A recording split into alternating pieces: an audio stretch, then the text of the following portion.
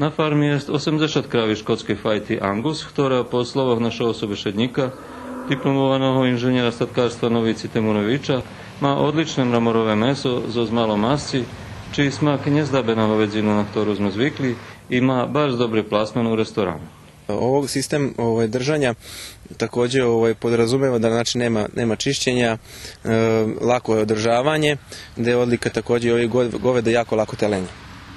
Što jako, kad imate na nekoj ispaši goveda, bukvalno nemate neku tu brigu da li će se krava teško teliti, ne, možete samo ujutru da zateknete neko novo telo. To tak volana sistema krava celje, co znači že še kravi nje doja, ali celjata cickaju 9 mešaci. Trenutno ovdje na farmi u Novom Slankomu ima 8 hektara pašnjaka.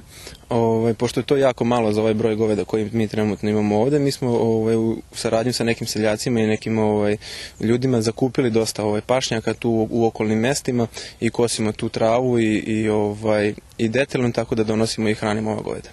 Za teraz to jedina farma u Srbiji za 100 fajtu, hoć postoje i farmi za drugu fajtu kravov, ktorí še chovajú len pre meso. Toti kravi môžu uvезť z Německé len prek farmy u Novém Slankamenu i už je dosť zainteresovaný za ich chovanie, ale u centrálnej Srbiji.